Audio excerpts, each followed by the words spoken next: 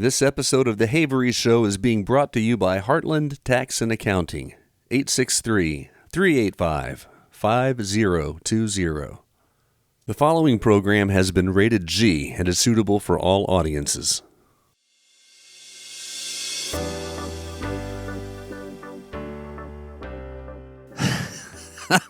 With us today on The Havery Show, we have my good friend, professional baseball player, Mr. Josh Crouch. How we doing? Good, Josh. How you doing? I'm doing good. Good deal. Tell me what's going on in the fast lane rock and roll world of professional baseball player Josh Crouch. So I last year I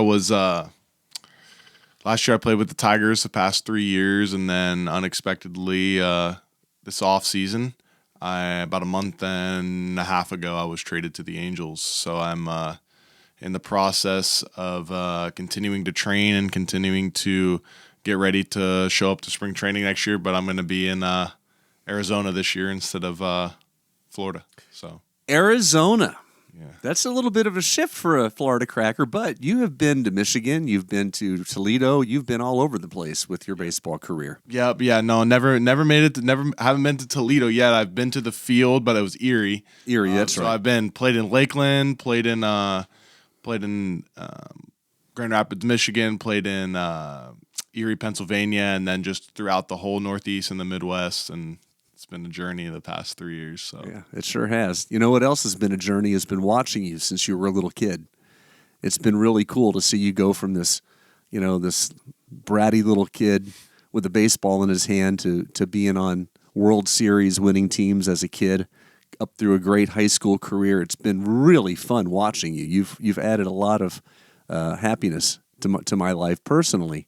And a lot of hot dogs and sausage sandwiches and hamburgers. And it's what's weird is every time your baseball season is in is when I'm on some kind of a keto diet, and I'm trying to lose weight. And it's after Christmas, after New Year's, all the resolutions, and I'm really trying hard to lose weight. And then I go to one of your stupid ball games, and I smell the hot dogs and the hamburgers, and that's it. I'm done.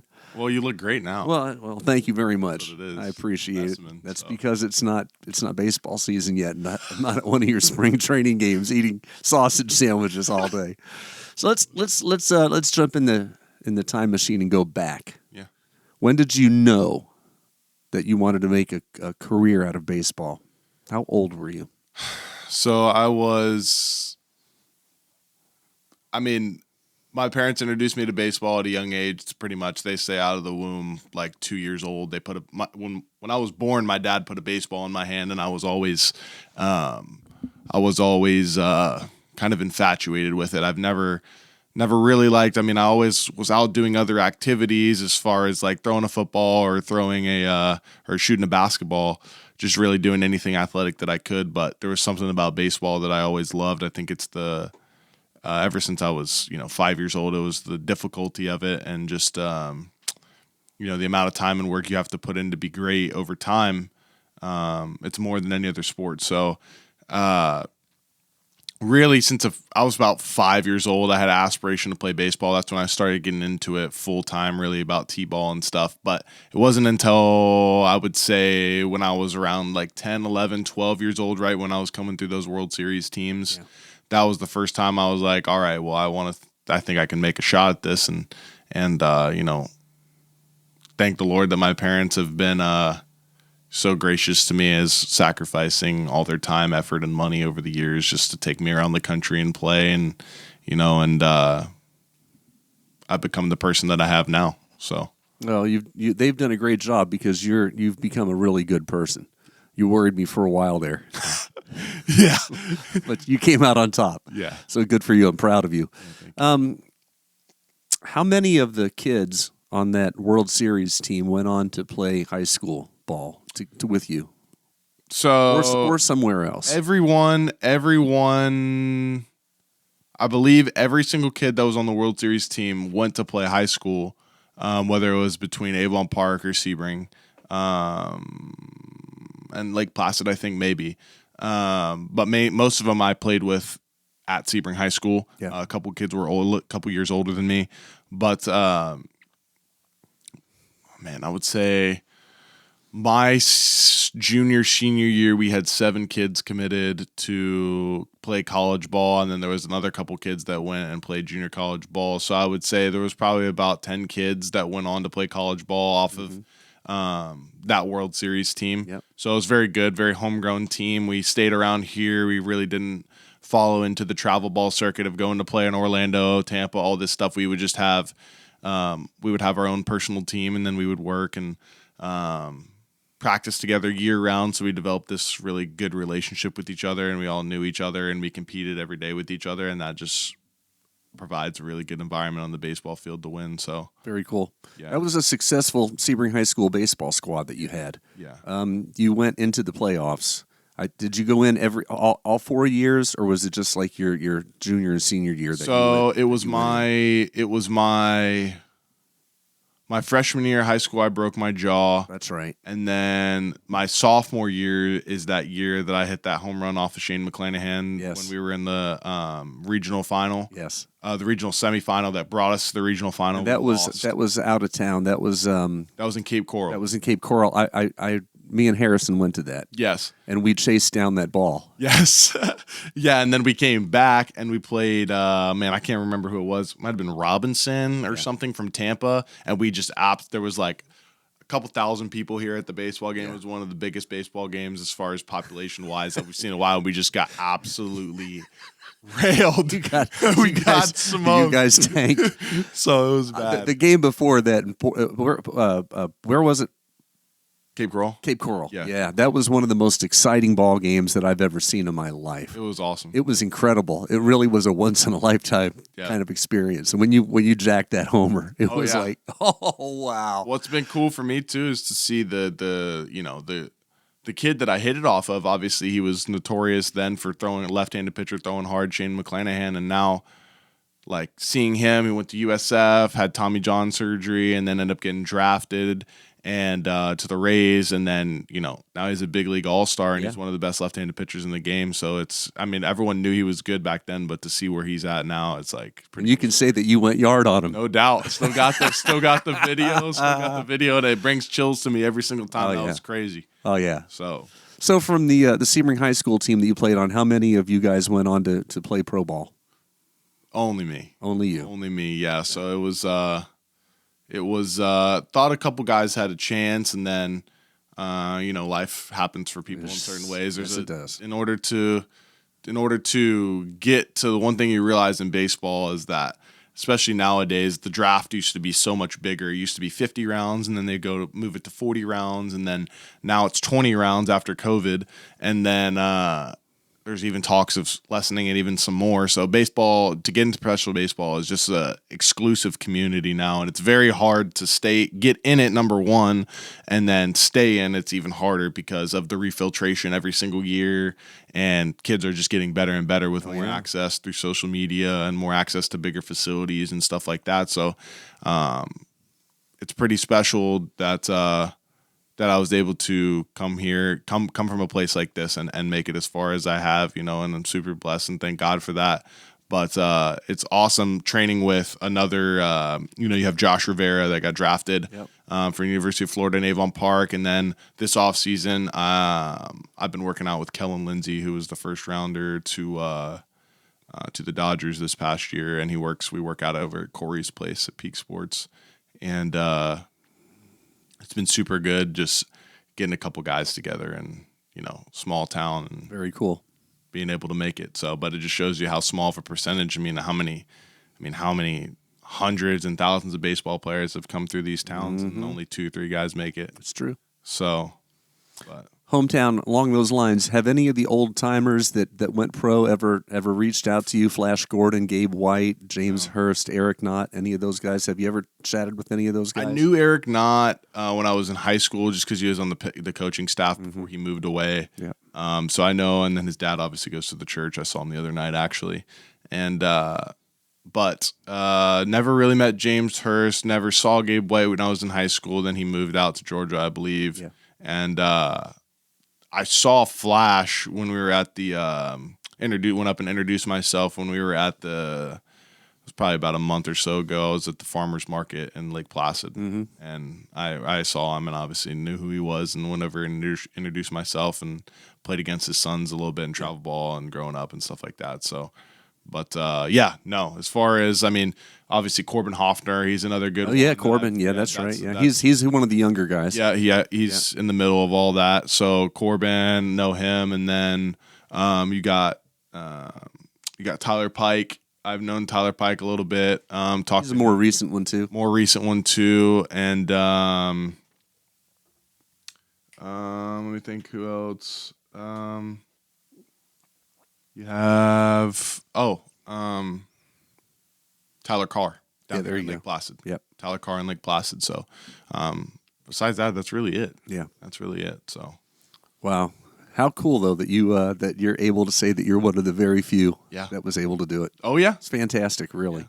What about outside of baseball? Now, last time we were chatting in depth was back during the postseason, or right near the postseason in Ohio. Yep. And you were talking about some outdoorsy stuff that you were getting into. Oh yeah. What's that all about? Yeah, man. I've been very into. Obviously, my mom's very big into health, and she, over the years, I've kind of gradually trended that way as well. But I've kind of gone to the opposite side of the spectrum as far as like I enjoy being by myself. Sometimes going out with some friends, going on some hikes. I'm really into grounding now, which is just getting in contact with the surface of the earth. That's huge. Whether it being water, absolutely, sand, dirt, whatever. And just getting your feet in contact with that. And you really do feel better doing that, not just being in shoes all day. And I've really started doing this off season. I started doing a lot of agility and just running in general barefooted. Yeah. And it's been really helpful for my feet just to get myself stronger. And then some other health stuff that I do is just, I enjoy sitting out in the sun as much as possible. And then really going to the beach and just really being in nature as much as I can, and just getting involved in a lot of that. I've also gone through spurts where I've done cold plunges, just jump in water as cold as possible for a couple minutes. And then very big into red light therapy and near infrared light therapy. I'm actually going to get some acupuncture done tomorrow. Mm-hmm. So I enjoy doing those things. And then on the health side, I mean, I'm super big into obviously everything that happened in 2020. I'm very big into detoxing myself and taking a bunch of herbs and stuff like that through my mom. And so I've delved into that pretty good. And I having some being a little bit sick in the past and having some health issues. And, as a college kid, you don't really focus on anything, and you don't focus on how you eat or how you take care of yourself. And then, your body reaches to a point where it's just like, I don't like you doing this anymore. Yeah. And then you have to start realizing that, me being around my mom, that wasn't that acceptable. And just like, hey, we're trying to feel good here. Yep. And it's not normal to feel that way and, have anxiety and have stuff like that. So just changing the way that I ate and the way that I went about my life. And then I would say another big thing is that, this off season, I started reading a lot of books. I started meeting with some different people. I've started, getting back involved in the Bible and stuff like that, and just really focusing on grounding myself in what's actually important and stop focusing on everything that I can't control. Because that's been a big thing for me the past couple years. Is when you're in professional baseball, you want everything to go your way and be in your control, because it's a little bit more in control for you when you're in college, because you're the man and you're the best player on the team, and then you get the freedom to do. In high school, you can do whatever you want if you're the best player on the team. The coach will just let you do whatever. Then you get into college, and then you start making a name for yourself, and then you start feeling like the man again, and then you feel invincible. Yep. And then when you get into pro ball, that's a whole different realm, and now you're on your own. And then you realize that it doesn't really matter what you have planned. The people in the glass boxes upstairs make decisions for you, and I would say that it's been quite a journey getting involved back into things that actually matter. And another thing is that reading has just set my day up to be better and to just have peace throughout the rest of my day, and then having intentional conversations with some people from my church and stuff like that has really just set me up this off season to be in a much better mindset going into the season. That's fantastic. Yeah. This episode of The Havery Show is being brought to you by Heartland Tax and Accounting, 863-385-5020. How old are you now? Turned 26 in December. 26. So at some point, my best guess is between 24 and 26, you reached a magical, pivotal age where you started to understand that the stuff that your mom and dad and the older folks were telling you for years doesn't sound so crazy after all. And maybe, just possibly, moms and dads and the older folks kind of know a little bit about what we're talking about. For sure. And I think it's, obviously your parents don't want you to go, your parents are tough on you in high school and they guide your path and they don't want you to fall into things that they fell into. But I think for me, I've always been the type that's like, I didn't really understand it until I went through it myself. So I had to go do that and had experienced everything that you could throughout the college realm. And then when you go do that, you realize that that's not very good at all. And that's not very fulfilling. So it's like, this was the only right way from the beginning. And I could say that I'm definitely at that point. So you got several different kinds of people, but I think you can boil them down to about 3. So there's a park bench, right? And there's a sign on it that says wet paint. So you have first person who's absolutely oblivious and they just go sit down and they get all full of paint because they're not paying attention. Yeah. And then there's the ones that walk by and see the wet paint sign and they say, oh, I'm going to keep on moving because that's not good for me. And then there's the ones maybe like you and me who see the wet paint sign and we're going to go over and touch it. Yeah. We're going to see if it really is. Yep. Because we're curious and because we kind of want more than just to be told this is wet paint. We need to experience it. Mm-hmm. There's something about people like that, and I include myself in that. Yeah. That makes life sometimes a little bit more difficult. Oh yeah. But also sometimes a little bit more rewarding on the back end of it, even if sometimes there's regret.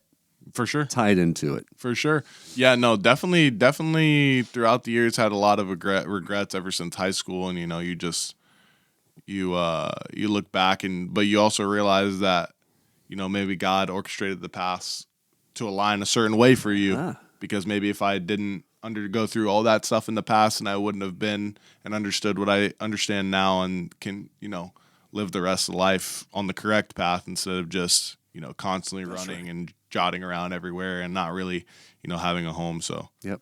You can also now you have empathy for people who have maybe been through something similar. Yeah. And now you've experienced things that when someone younger comes along or older, and you've had a shared experience, you can empathize and you can help with things like that. So sure. even things that seem very dark at the time turn out to have some bright spots in them. Oh, yeah. If you allow it to happen. Mm-hmm. Mm-hmm. I'm thinking about the grounding thing we were talking about a little while ago. Yeah. It's funny how, and you're on the front end of this now. You're just on the cusp of kind of waking up to see what's really going on out there. Oh yeah. And you find out, like shoes, for instance.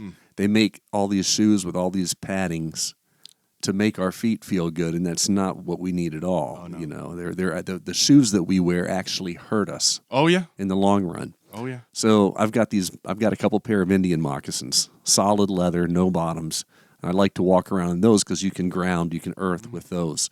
But there's certain types of bottoms of shoes that just completely cut off your electricity. We're electric beings. The earth is electric, and you need to have that connection. 100%. Yeah. So tell me more about the grounding. What are you doing with that? So I try and especially during the season when there's some more hiking available. Obviously, there's not a whole lot of elevation in Florida, so it's a little bit tough. That's why I'm excited on being able to go out to Arizona and stuff like that and get up and go in the mountains a little bit. And but as far as I would it was even to the point where at the end of the season in Erie, me and a couple of my friends, we would go down to have to hike down to a little, probably like maybe half-mile hike or whatever, but you could get down to a stream, and there was a little waterfall that you could go to, but then you keep going back, and then there's just all these rocks and all this stream that just carries way, way back into the woods, and we would go the whole thing, and sometimes barefoot, sometimes not. Some of the rocks are very slippery and stuff like that, but just cold plunging. I mean, it was even to the point where we would be out there. It was super weird, but I mean, obviously I'm in a baseball locker room for the past 5-6 years, so nothing's really weird anymore. And so we go, and we're all in our underwear, and we're just walking down this river, and then we cold plunge into a spot, and we're just there talking and sitting in the sun with just all of our underwear on, and it's just like no one's around, we don't care, and it's just awesome. So it's just like stuff like that. But then also, to circle back to what you just said with the another thing that I've been doing is actually just the other day I bought these shoes. They're called Vivo barefoot shoes. And they're similar. I've seen them. Yeah. And, they offer some leather kinds and some rubber kinds that you can do in a weight room. And I have a pair, and I've started wearing them for the last week, and man, my feet feel great. Oh yeah. It's just being able to be in a flat sole that's matching to your foot surface. That's right. It's like, man, you hear all these people all the time that are talking about, man, my plantar fascia, I just couldn't help that. Well, actually, maybe the sole that you're using and the arch that you're putting underneath your foot is actually hurting you more because your bone in your foot doesn't want to be constantly moved by the arch. Yes. It wants to be flat. And you see a lot of these world-renowned sprinters and stuff like that, whether on social media or just you hear people talking about this.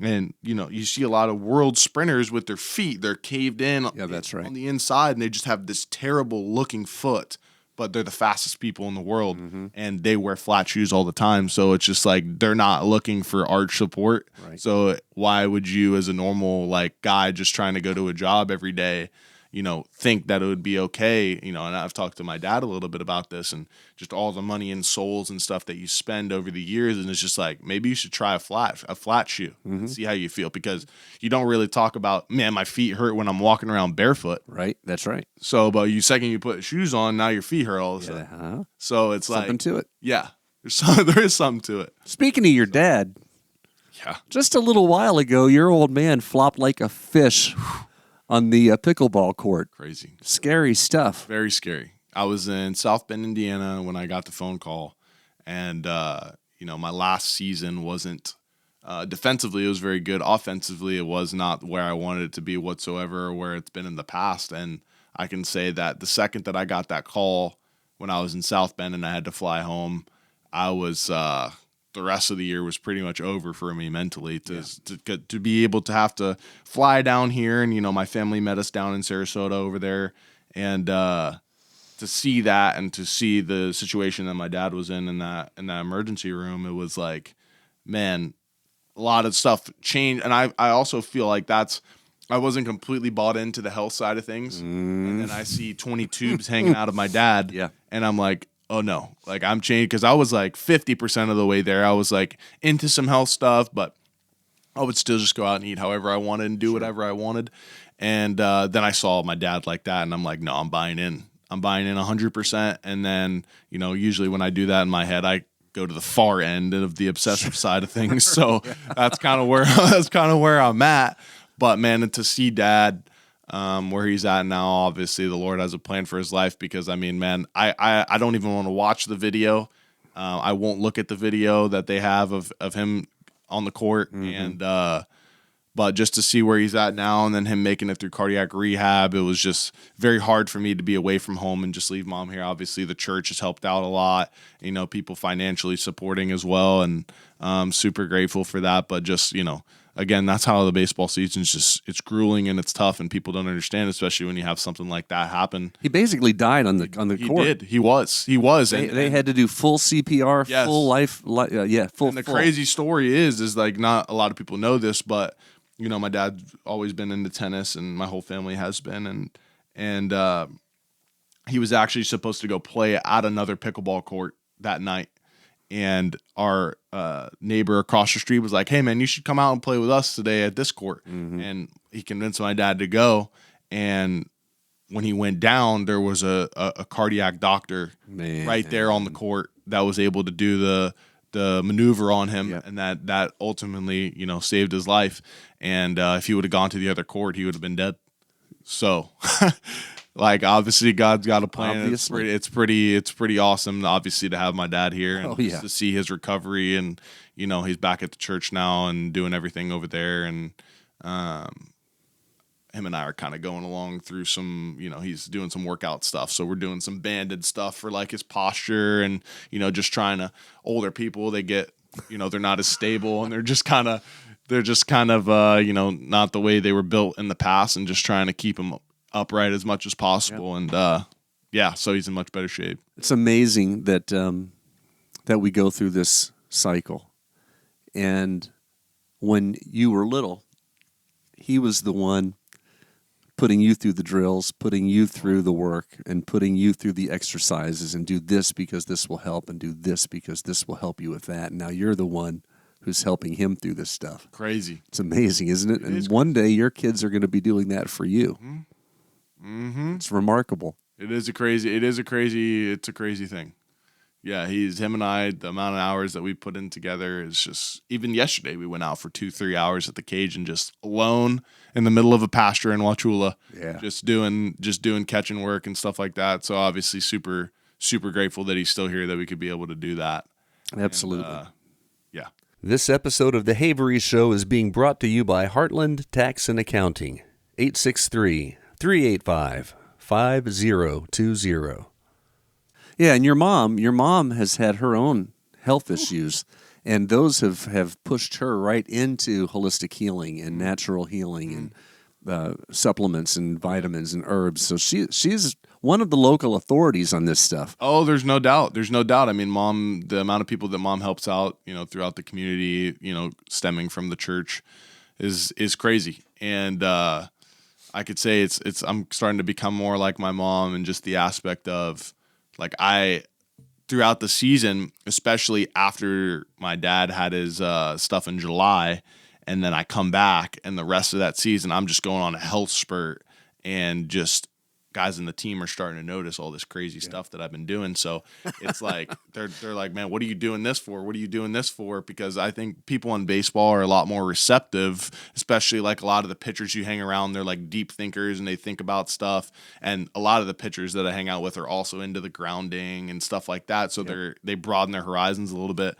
And they saw a lot of the stuff that I've been doing, just even simple stuff like taking cayenne pepper shots in the morning with olive oil, and beetroot powders, and red light glasses, and blue light glasses that are red, and doing all that. It's just like, I get texts sometime and they're like, hey man, what do you think about this? What do you think about this? What should I take for this? And it was even to a point where we would have a whole group of guys and we would hang out, and it was awesome because it was just like based upon like the health side of things. People caring about their health was the gateway. Yep. And that's all come through my mom, obviously, in the past, and just me like listening, and then over time just applying it to my own life. But I mean, yeah, Mom with her stuff with cancer, and then when I was I was middle school age, a little younger than that, and just seeing the way my dad getting up every morning, making carrot juice for her at 5 o'clock in the morning, and then going on the raw and holistic stuff, and then you find out that through the future, and now especially all the stuff you hear coming out, like, man, there's just so many things that you could do for your life that are that can make it better. Like, man, maybe the deodorant that you're using you shouldn't be using. Maybe you're the shampoo that you're using, the toothpaste that you're using, the toothbrush, the toilet paper, and you realize it's like, man, some people get overwhelmed and they're like, man, I got to change my whole life, and it's just like, yeah, you do, because it's like slowly over time, there's just been this stuff available to us, and it's super easy and super cheap, and people, obviously finances are a big thing. People can't afford some of the more natural, holistic, expensive stuff. But guess what? At the end of the day, like, a lot of the diseases and a lot of the stuff that's going on in society right now is because of all this over time. That's right. And, maybe the water that we're showering in at hot temperatures is not good, and drinking is not good for us.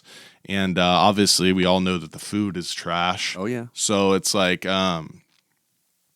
it's like just realizing all these things, and just I even try and tell as many people as I can, hey, maybe you should just like look at this and look at this, like constantly question the stuff that you're putting on and in your body. Absolutely. Because it's not necessarily the best. And that even goes to like the medication that you get at the doctor's office. Like they're not like, obviously there's things that you need medication and antibiotics for, but like, man, maybe that's not the best solution. His mom had, did one bout of chemo and lost all her hair, almost died, lost a ton of weight just with one round, and she was supposed to do many rounds of it, and she would have definitely died if she did.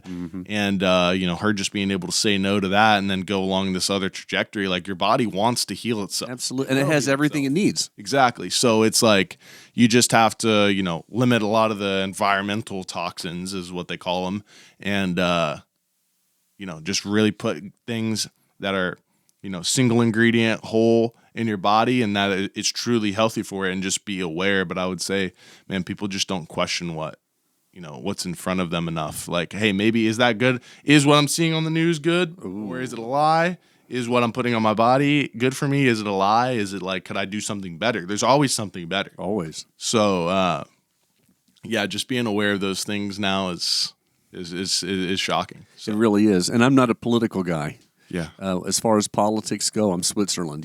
I don't let people know how I go one way or the other. Yeah. But I can say this: I'm excited about RFK. Yeah. He seems like a healthy guy. He seems like he seems like one of the few that actually does care about the health of the United States and the people of America. Yes. And the proof is in the pudding. That dude is jacked. He is in shape. He looks good, and he seems like he's a really healthy guy. And if he's going to have some impact on how we eat and what we eat and how we take care of ourselves a little bit, hey, I'm all for that. No doubt. And even to the fact of what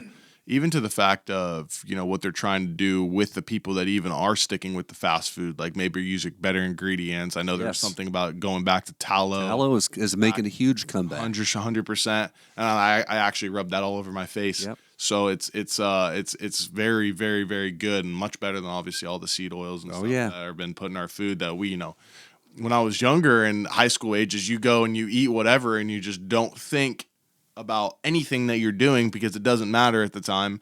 But it's just like, man, you see posts online of doctors and stuff that people have problems, medical issues down the line, in their 40s and 50s and 60s, and my dad was in his 60s. Well, it's like, man, my dad had the heart issues at 60, but it's like that was started because of what happened when he was in his 20s. Bingo. And it's just like, man, if you could really start that because there's a big difference between, obviously everyone has a certain lifespan, which is completely, out of our control and up to the Lord. But like, number two, what is your health span? That is something that we are in control of, is what is your health span? How long are you going to be without disease, or how long are you going to be without, needing to go to be on antibiotics or medication or whatever before you're sick all the time and your immune system sucks. So it's like, you are in control of your health span, and I want my health span to be as long as possible. And everything, I obviously made decisions in college and high school that I wasn't proud of, and that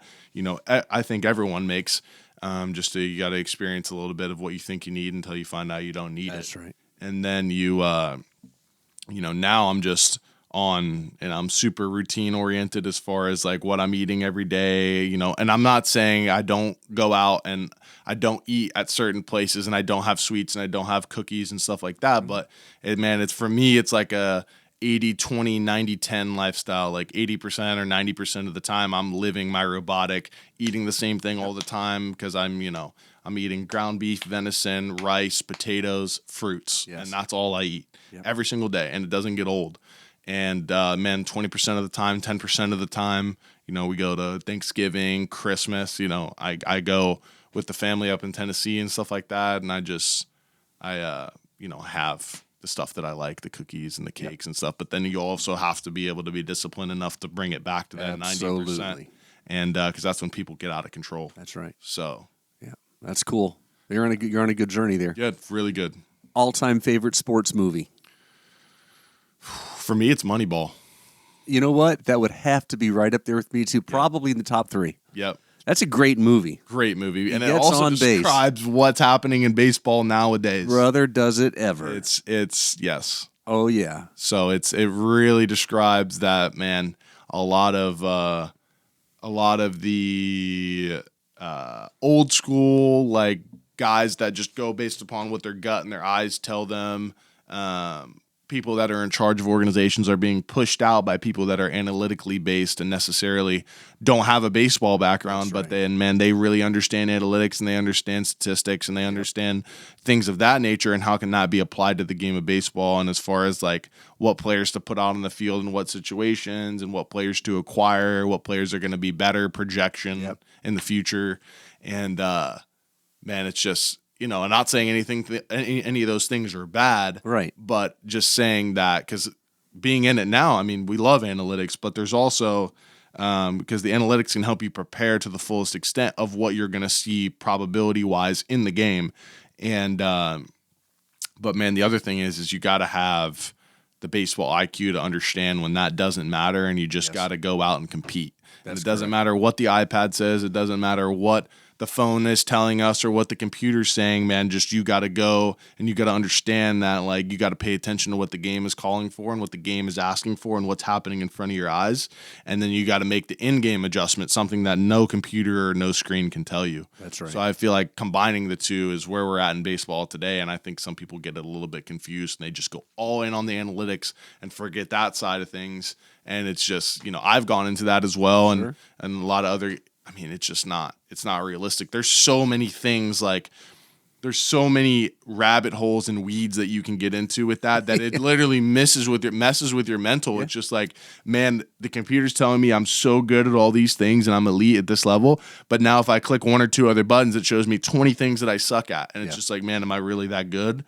And you start like, if you go down the analytics rabbit hole, sometimes you start thinking like, man, I've been at this place in my career, especially in this past season, where it's like, man, I'm in professional baseball and I feel like I am a failure because it's like you have all these things that are good, but then you have double the things that are bad, and it always feels like you're, taking a step forward, two steps back. Yes. As far as like in hitting, throw, anything, there can always be with the analytic world something that they can find negative about you. 100%. So it's very you have to be very mentally tough and just continue to go, play your game day to day. And I definitely feel like that's where I'm trending in the past. I mean, a lot of people, what I've learned, I've gone to a facility this offseason called 108 Performance in Knoxville. And, all the hitting stuff and all the mechanical stuff that we talked about there, I feel like that's secondary to the most important stuff that I've learned. And the thing that they emphasize there is that go out and play like you're playing wiffle ball in the backyard. Yeah, man. Make it a game again. Make it a game again, because I've always been the guy that's been super competitive at everything, want to win at everything, and that's a good mentality to have. But there also is a certain time where that can take over your life, and you forget that it's a game, and it becomes more like a job. Everybody's forgotten that it's a game. Yes. So it's granted, there's a lot of behind the scenes work and stuff and hours and hours and hours and lack of social life that people don't see behind the scenes. And then my dad and I were talking about that yesterday. It's like, man, people don't understand, because fans truly do think sometimes that baseball players just show up and they just are that good and there's not hundreds and thousands of hours behind the scenes that we're doing stuff not being noticed to allow us to be able to come out and just play like they think we are.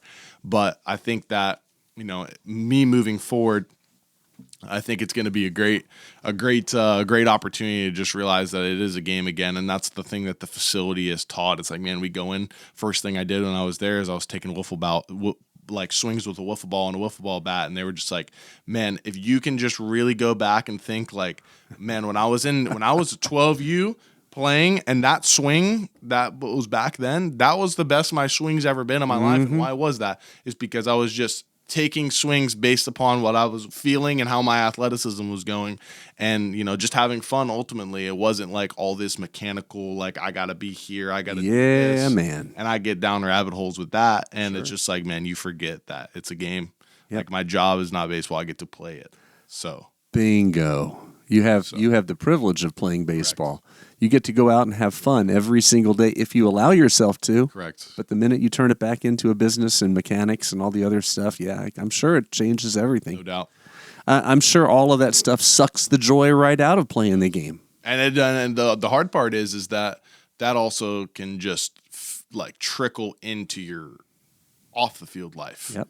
Because then it's just like, and that's when a lot of the, being around some guys this offseason, just talking about like the anxiety that baseball players deal with.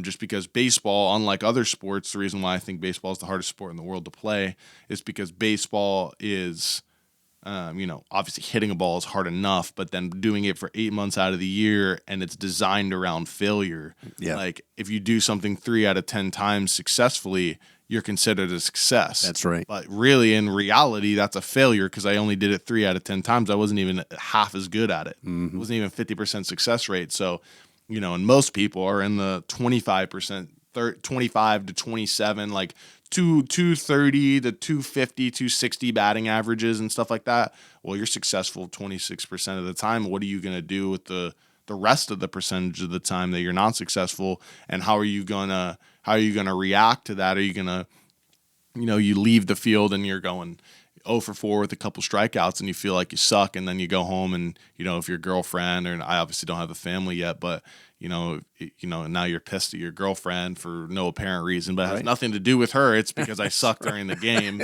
And that just can lead to a whole lot of issues. And then just in your mind, now you're constantly thinking about how I got to get better and all those things that you suck at and trying to get better at them instead of just realizing that it's a game and I got to go out and play again tomorrow. Yeah. And I think for me, this past season, I started to learn that as well as the relationships that you make with people. And, everyone's going, especially in the professional baseball realm. College, it's great because you get to play for, going to the College World Series with a team and they create a culture and you try and push for that. Baseball, you're much more on your own. Granted, you're coming up through the minor leagues trying to make it to the big leagues individually, but then you want to play for an organization and a team that wants to win a World Series. But it's much more individualized as far as like, I'm no one's coming to make sure that I'm reading these books that are going to get my head in a right spot. No one's coming to make sure that I'm doing these exercises at the baseball field. Like I have to do it all myself. That's right. And, being able to differentiate, like I think the off the field life to the on the field life, it just really boils down to like what I learned at this facility is just having fun. Because if I can have fun at the baseball field with all my friends that I've created relationships with, and then I leave the baseball field and I don't think about it anymore because it doesn't matter, and then I have my own off the field stuff, which is grounding, obviously getting up in the morning, reading the Bible, and then having a couple books that I have been reading, and whether it's talking to a girlfriend or a wife or whatever, and then going to do some of that grounding stuff and going on hikes, and then coffee shop in the morning, and then 1, 2 o'clock comes around, you got to go to the field, and then you go to the field, and then it's baseball time, and then I'm there through 10 o'clock, and then you leave the field, and then you're back to off the field life, and it's really just separating that. So this episode of the Havery Show is being brought to you by Heartland Tax and Accounting, 863-385-5020. Can you imagine going back in time and grabbing one of the Major League Baseball players from, let's say, late 50s, 60s, 70s, that era, and dragging them up and putting them in the system today? And these guys, their training regimen was to smoke a pack of Marlboros and have a 6-pack of beer before the game. Oh, yeah. And then they eat like crap, but the food was different back then. Way different. So there's that. Can you imagine getting a Willie Mays or a Willie Stargell or a Joe DiMaggio or a Babe Ruth? Do you think that if they had today's system, that they would be monsters, or do you think maybe they couldn't hack it? That question comes up a lot because a lot of people, especially on TV and like on MLB Network and stuff like that, you hear people talk about, and they're just like, man, would this, because the pitching nowadays, everyone's throwing 100 miles an hour, like 95 is not fast anymore. Yeah. And that's a crazy statement because 10 years ago, 90, if you threw 90, you were like, wow, that's kind of impressive. You throw 90. And it's like, now if you don't throw 90, you're not playing college baseball at a high level. Like you'll go play college at a D2 or a low D1 school or something like that. But man, you're not going to play pro ball ever if you don't throw over 90 miles an hour. So,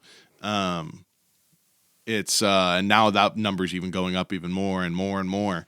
And man, it's really hard to say for me because, baseball is baseball and there's the physical side of it. I think that some of these guys could make it. And the reason why I say that is I talk when I was with the Tigers, I loved when Alan Trammell came around. Yeah. He's still he comes around and he hits ground balls to the guys and he talks to everyone and he's special assistant.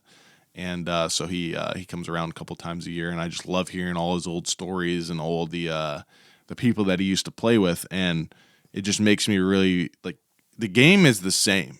It's like the way that I interpret it is this: the game of baseball is so mental. So if you can adjust to baseball on a mental level, you could probably play this game at a high level. The difference is I heard something on the Pat McAfee show, and I screen recorded on my phone, and it was like the difference between you making it and you not is all in your head. Like, obviously you have to have a certain talent level, but the difference making you into a really, really good pro versus a fringe pro and someone that's not, maybe gets out of college and has one good year in pro ball and then's done versus someone that has a long career, or even someone that, you can even go back as far as high school, is like someone that makes it to high school to college is all in the mentality. Like, yeah, they have to have a certain gap of talent level, but in order to get better, they have to have a certain competitiveness and a mentality that's going to allow them to get better. So I think, if someone was to be pulled from the past into this game, I think that they could, because it's easy to adjust to a 95-mile-an-hour fastball because that's just timing. So now I have my swing. Now, if I was facing 90 back then and I'm facing 95 now I just got to start my swing sooner. It's still a pitch coming in your direction that you have to put a bat on. It's just a little bit harder. And I think over time, the more you train that, the reason why all of us are used to that is because we train that all the time and we're so used to seeing pitches like that. Mm-hmm. If you see something more often, you're going to get good at it. Yeah. So it's just like, I think someone in the past could do it.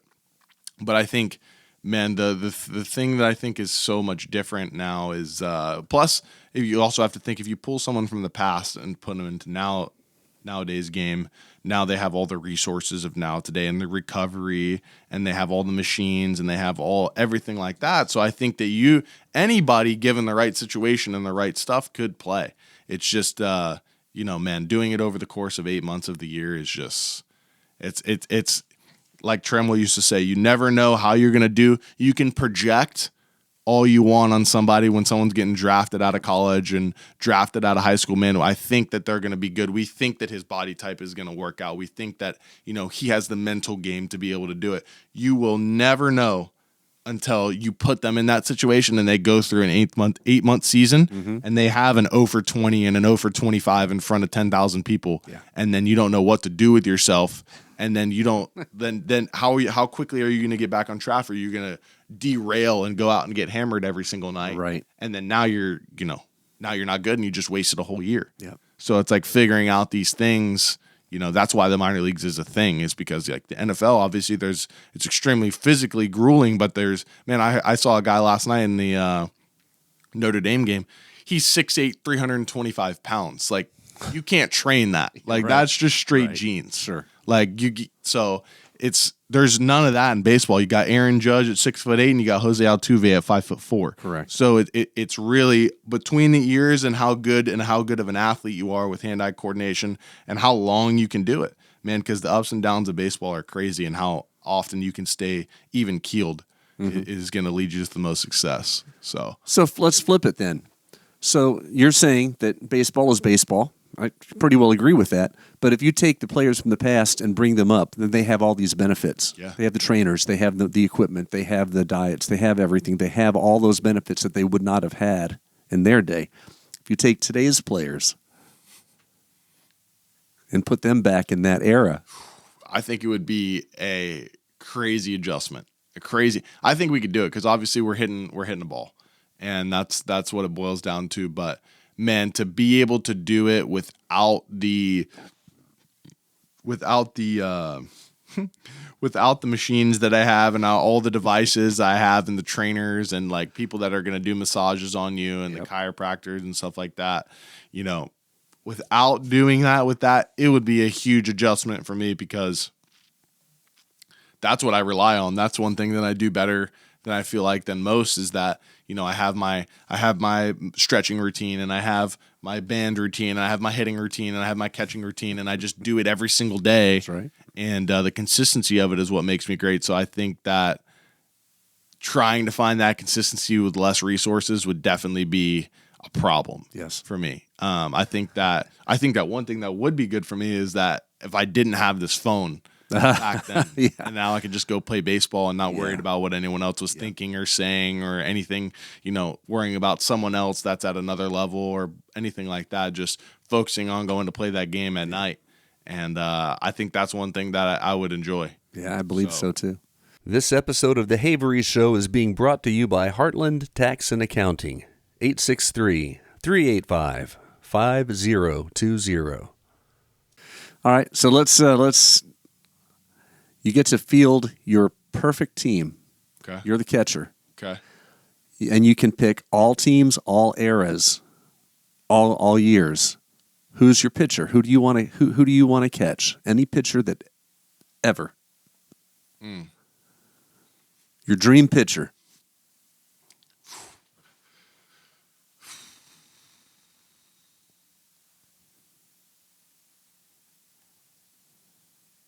I would say, man, that's tough because there's so many good pitchers nowadays. I would love to have gone back and caught because obviously you hear stories and you see videos of like a Randy Johnson or a Greg Maddux, and just how dominant they truly were. And, but man, now you see guys it's crazy. You see guys in the minor leagues that throw just as hard as everyone on TV. The only difference between guys, obviously at a lower level in the minor leagues, it's different. They have to develop and they have to get better. But once you get to a AA, AAA level, the competition level is the same. Yes. The only difference, everyone's throwing 96, 98 there in AA, AAA as well with 3 pitches, and they can command their stuff. The only difference between AA, AAA level and the big leagues is how consistently they do that. Yep.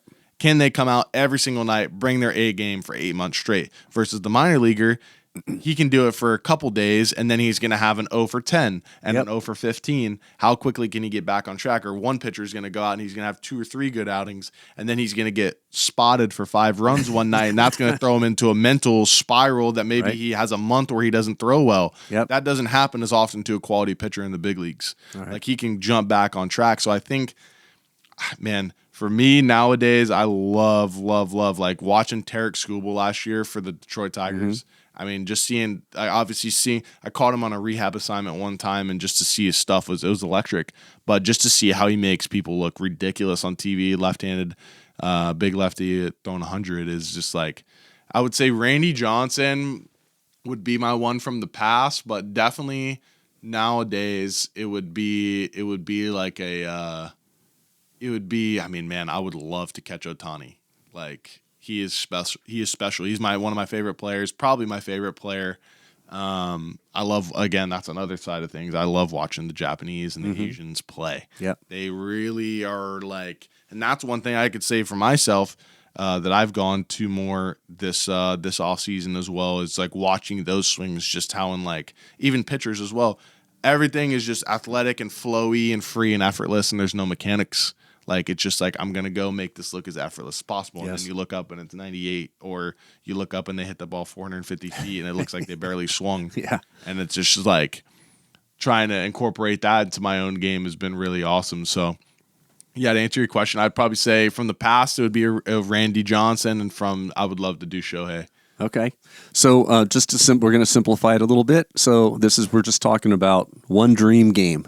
Okay. So there's your 2 pitchers. Your dream game, one game only. Who's your first baseman? Any era.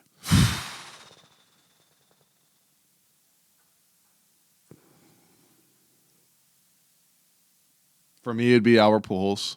Okay. Albert Pujols. And you go around the field. Yep. Second base. Second base for me, just because I like how he swings. Second base for me would be a Robinson Cano. Shortstop would be Derek Jeter. Third base,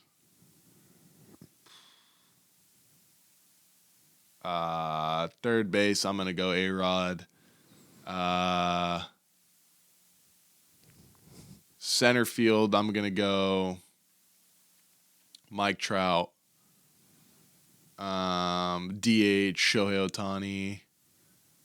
Right fielder. Ooh, outfield's tough.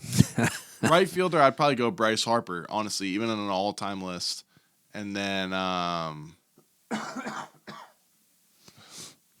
left, I'm going to have to go oh, man, I'm having a brain fart.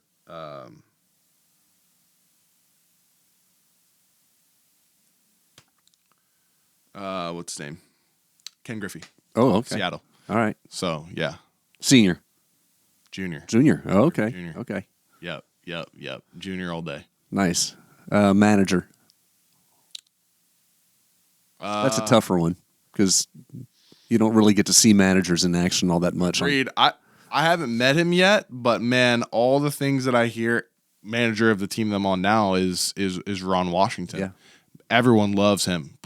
I'm really a big, especially this past year, me being in high A and being around Tony Capicelli was our manager, and the year before that it was Brian Pena, who's our catching coordinator for the Tigers now. And being around a true players coach, true manager that's for you and that's gonna, cares actually about who you are instead of just putting your name on a line every night, cares about how you're doing in life as well. I mean, I think that's huge. So I think definitely like a Joe Madden, Ron Washington type players guy. That would be. That's cool. Yeah. What time do you got to go to you told me to keep track of time. How are we doing? I got 10 minutes. Okay. Well, I got to be there in 10 minutes. Okay, so we're going to wrap this up. Yeah. First of all, I want to thank you for being on the podcast today. This was fantastic. This is awesome. There's something I need to thank you for. Yeah. Okay. There's a lot, but one thing in particular is I just want you to know the joy that I get at age 57 of whipping your butt and disc golf. God, I knew this every time we play. Yeah, it's getting quite embarrassing, honestly. Just to know that maybe I'm not going to excel at senior softball. Although I did go 2 for 3 yesterday and I scored 2 runs. Yes, I did. Yes, I did. It maybe I'm not going to do great on Tuesday and Thursday in basketball when I'm the oldest guy in the court and the next youngest guy is 10 or 15 years younger than me. Maybe I'm not going to excel there, but I'm going to beat you in disc golf every time for the rest of my life. And that has nothing to do with me on the first part of the court. I'm going to hit the car at the end. Every single time. Oh, boy. Hey, listen, man. Yeah. I love you. I've watched you grow up. I'm not only, the guy who watched you grow up like so many have, but I'm a fan, not just of your baseball stuff, but you as a person. I really admire you and who you've become. And I want to encourage you to keep on that path. Keep doing what you're doing. You're a great guy. Thank you. And I love you. Yeah, I love you too. Appreciate you. Yeah, man. Go out and get ready for the whatever's next. Yes. Thank you. Yep. We're out. The Havery Show has been brought to you by Heartland Tax and Accounting, 863-385-5020.